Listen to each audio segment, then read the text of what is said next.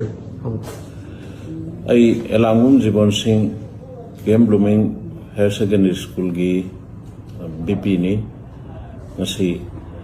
mayamda karibu wafum amdang thamjage madudi ngasi tang kunga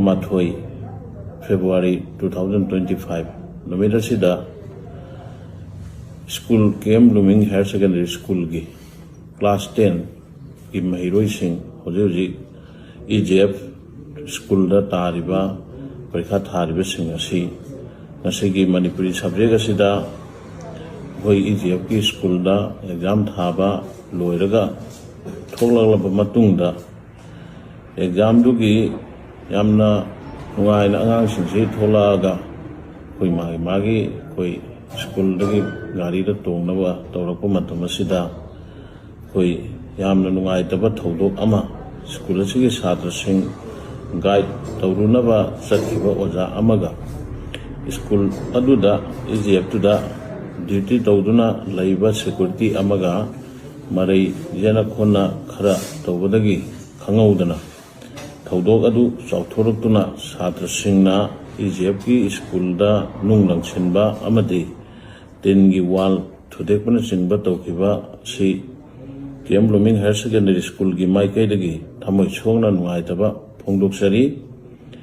amadi chhatra singi mahut silaga soikhre haijari nasigi thodok asida EJF school gi oja sing karigumba hiram amadada senade EJF ki oja nupa singna school gi chigi chhatri singda koigi frisking dauba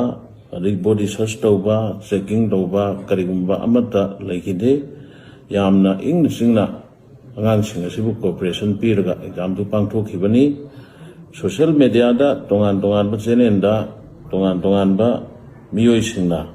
school ani sigi nungsinaba leiriba mari asi thugaina ba sinba manba mawongda post thagat pirakpa singadu tawbiganu amadi kathat piu angang singi khanbiraga school singi nungsinariba mari se khanbiraga